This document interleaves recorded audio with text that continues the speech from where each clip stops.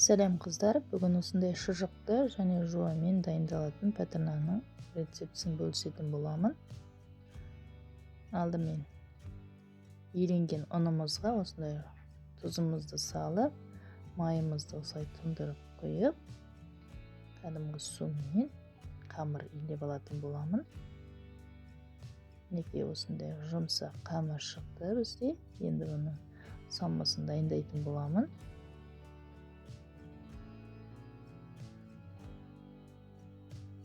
Салмасына міне көк жуаны турап, одан кейін кәдімгі ақ жуамызды осылай турап алдым.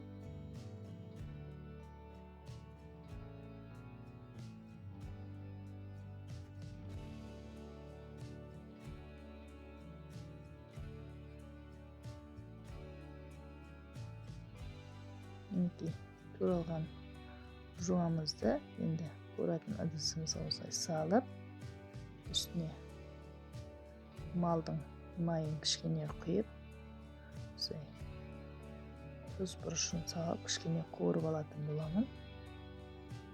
Мінекей осылай.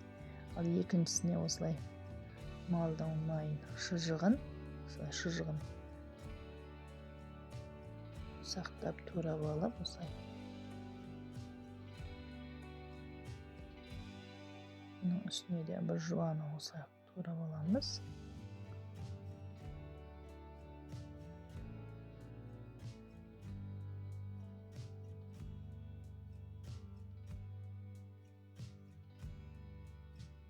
Бұны да дәл сондай қылып тұз бұрыш кішкене қосып қуырып алатын боламыз.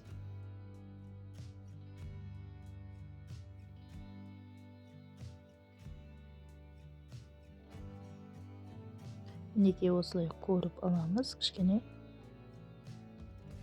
Енді осылай қамырымызды бөлшектерге бөліп алатын боламыз. Енді осылай қамырымызды осылай жайып алатын боламыз. Жайылған қамырымыздың ішіне қуырылған шұжығымызды осылай барлық жеріне бірдей қылып салып алатын боламыз. Одан кейін осылай орап, оны кішкене қоя тұрамыз. Сонда малдың майы қатып, жайылуда жақсы болады. Екінші қамырымызды да дәл солай дайындап аламыз. Осылай қуырылған жуамызды осылай барлық жеріне жағып шығатын боламыз. Мінекей. Енді мен мұны бұлай кесіп аламын.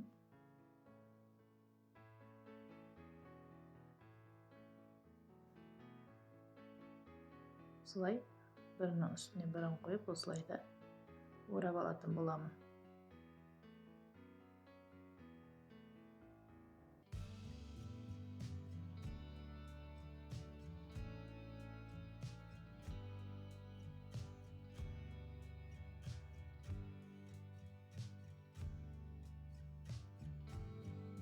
Мінекей осылай орап дайындап қоямыз.